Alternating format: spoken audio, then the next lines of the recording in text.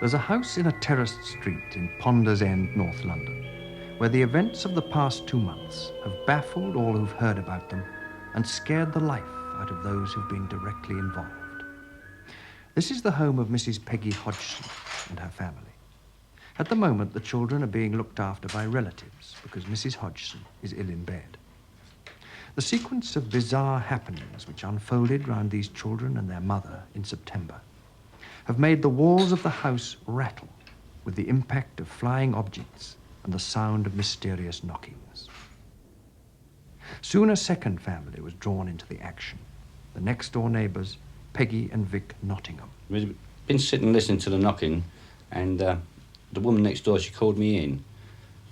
We couldn't make out what it was. I heard the knocking as I walked in the front door, but I went all over the house, checked it, checked the walls, checked everything. Just couldn't make out what it was. So in the end, I thought to myself, well, there's only one thing.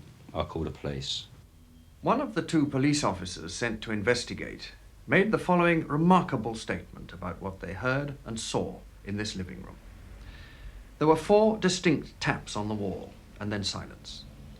About 2 minutes later, I heard more tapping from a different wall. The other police constable checked the walls, attic, and pipes, but could find nothing to explain the knocking. The eldest son of the family pointed to a chair next to the sofa. I then saw the chair slide across the floor. It moved approximately 3 to 4 feet and then came to rest. I checked the chair, but could find nothing to explain how it had moved. The police definitely wanted to get out of the house. How could you tell? They was as frightened as I was. And then the second night we went back in there again, and we got the same reaction again. We got this knocking. And then this here Lego. I witnessed a box of Lego underneath the chair, but I walked into the room. As I walked into the room, the Lego began to fly. But where it was coming from, I don't know. One piece hit me on the arm. And did it hurt? Oh, it brought a lump up. It caught me on the elbow, and it brought a lump up. And as I one say, tiny little piece? One tiny little piece of Lego. Now, it's not much bigger than a 3/4 inch. But it caught me on the elbow, and as I say, it brought a lump up.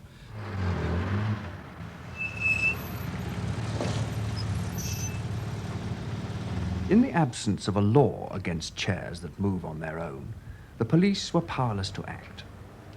So the neighbours called in the man from the Society for Psychical Research. Maurice Grosse is an inventor who devotes his leisure to investigating the supernatural.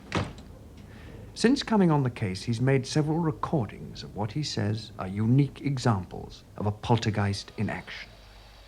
Tapes can, of course, be faked, but in this one, recorded in a bedroom after the family had gone to bed, the reactions of the Hodgson children to some very strange occurrences seem totally genuine.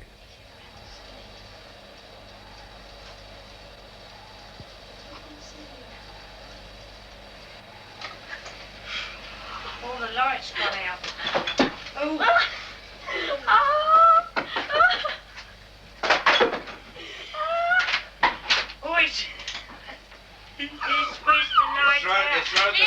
On the head. Right way across the room and pulled it out of the socket. Quick, turn the lamp off. The light plug was pulled from the socket 3 times after that. Then, after a period of watching and waiting, something even stranger happened. Who's that shaking the door? Oh. What's on there? Mum's laughing. Oh, what's that? The slipper was thrown across the room and hit the door not my one. as I was holding the door. My one. The white slipper hit the door as I was holding the door. He hit me on the leg. Where's the other one? The other one's over here. What sort of a case is this in your experience? Well, I think this is probably the best case this century. In fact, as far as documentation is concerned, it may be the best case of all time. What special aspects make it so? Well, the entity itself has been very, very violent at times, and of course the witnesses and the documentation have been excellent. The violent things I've seen happen are the the furniture moving, the furniture being thrown upside down. In fact, one night I was standing here, there were about 11 or 12 people in the room, and I was standing talking to one of the members of the family, and in front of the settee, and the settee went straight up in the air and turned upside down, right in front of me, no more than a foot away from me. What particular tape stands out in your mind? Well, I think one particular tape that stands out in my mind is the incident where I was communicating with it quite a long while, very seriously, and then something happened which was very funny indeed. Knock. 1 for no and 2 for yes. Are you a male spirit? 1 for no and 2 for yes. 2. That's 2. You are a male spirit. Did you used to live in this house? You did. Was it more than 50 years ago?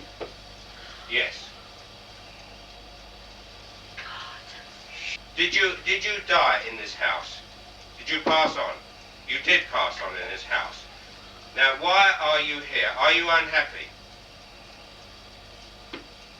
You're not unhappy. But why are you here? Is it because you want to give us a special message? No. You don't want to give us a special message. Are you having a game with me? Oh, right. Oh, crumbs. As I asked the question, are you having a game with me? It threw the cardboard box and the pillow right in my face. Well, thank you very much. That was a very good answer. And we was all just standing in the kitchen, all of us together. And then all of a sudden a pool of water come from nowhere in the middle of the floor in the kitchen. And then we heard the toilet chain pull. And there was no one at all out in the toilet. We was all in the kitchen. And the door opened in the toilet. Then the chain went. And as we walked out there, the toilet brush came from the thing what it was in, the container. And the brush just come up and settled on top of the toilet. Just like that, as if someone had just got in there, pulled the chain and then took the brush up and to wash the toilet. And the doors, well, and then the bathroom door opens and the kitchen table has just tipped up. And there's Janet, one of the girls, she's been just sitting on a chair and she's been thrown completely across the room. There's a child's chair, I bet it weighs about 10 pounds, padded one with metal legs. And the child is sleeping in a single bed one side of the room, and I was sitting on a single bed the other side of the room, with his chair in the middle. The child went to sleep, and all of a sudden she got a little bit restless. Well, just after that, his chair was lifted off the ground, and it was thrown about 9 foot through the air, a good 9 foot, for no reason whatsoever. No one was on the end of it. Didn't touch no one. Just went a straight line down the room. And what did you do? I ran out the room again. You know, I mean, when you see these things, there's nothing on the end of them. You begin to shake. The third family to be caught up in the story was John and Sylvia Burkham, who live a few doors away. John is Mrs. Hodgson's brother, and he and Sylvia have spent hours at the Hodgsons' house, trying to help them through all the unexplained goings-on. But they've had plenty of shocks of their own. Now, what happened in this bedroom? Well, I heard a noise downstairs. I come up, and there was the eldest girl on the floor. But the other one's missing.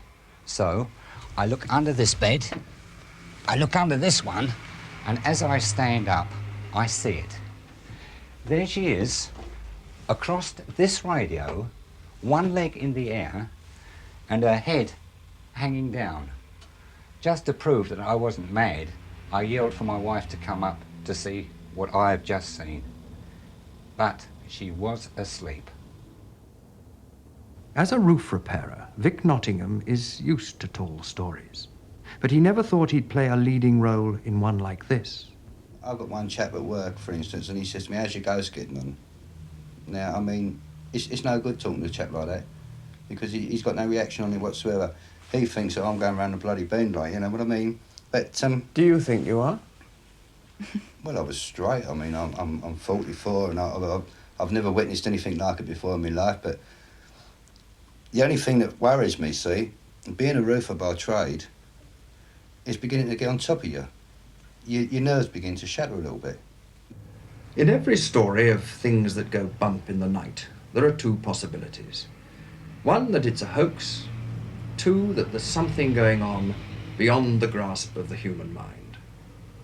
If this is a hoax, it means that some of the 17 people who've seen things have been playing an elaborate and twisted joke on the others.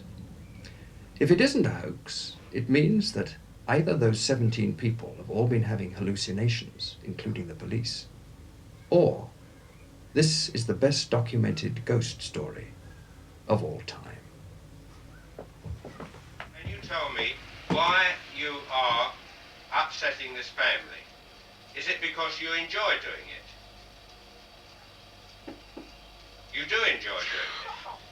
Well, I suggest that now you've got... Now, what does that mean? Why have you done 3 knocks? Now, I ask you the question again.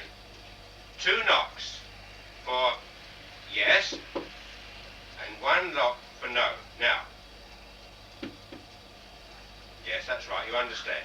Now, do you enjoy upsetting this family? You do? Well, now, will you please go away? Because I think you've had enough of your jokes. You won't go away. But I would like you to go away, and go away because I think you've been upsetting this family long enough, and it's time you went away. You understand me? Please go away. Yes, you must go away. It's absolutely essential that you go away. No, you mustn't be obstinate. You must go away. Well, you must. I'm sorry, but you must stop annoying this family. You've had enough. You've had a good time. Now, please go away.